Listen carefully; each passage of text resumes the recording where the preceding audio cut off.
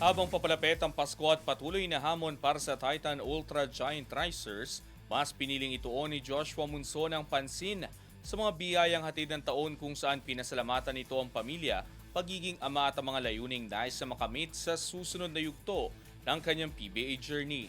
Ang ibang detalye alamin sa eksklusibong pag-abante ni Ace Santos. Sports Now. Sports Now. Exclusive.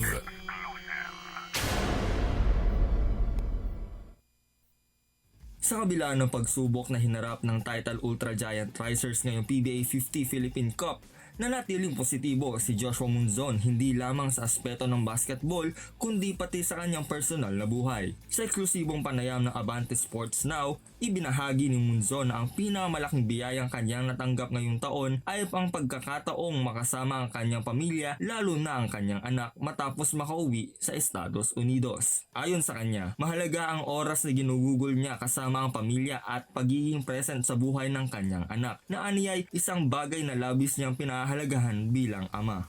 My biggest blessing, I think, just time I spent with my family. I think the time I got to go home, spend time with my family back in the States, and just spending time with my daughter and making sure I'm in her life. So my wish is just to spend more time with them, and I'm lucky I get have my family and we spend the time that we do together. Dagdag pa ng PBA Season 49 Most Improved Player, maswerte umano siya dahil may pamilya siyang laging kasama at sumusuporta sa kanya. At ang kanyang hiling ay mas marami pang oras na makasama ang mga ito sa mga susunod na taon. Samantala, pagdating naman sa kanyang mga layunin para sa 2026, malinaw para kay Munzon ang kanyang focus, ang dalhin ang Titans sa playoffs. Diretsahan niyang sinabi na ang pangunahing target ng koponan sa susunod na conference ay makapasok sa postseason matapos mabigo sa All-Filipino Conference na kung saan nagtapos ang Titan na may 4-7 na kartada at ikasyam lamang sa kanilang standings. Trying to make the playoffs, bro.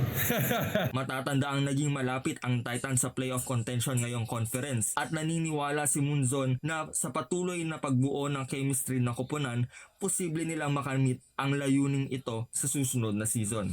Sa kabila ng mga pagsubok sa loob at labas ng court, ipinakita ni Munzon na ang balanse sa pagitan ng pamilya at propesyon ang nagsisilbing pundasyon ng kanyang motibasyon, isang biyayang nagsisilbing inspirasyon sa kanyang hangaring magtagumpay sa 2026.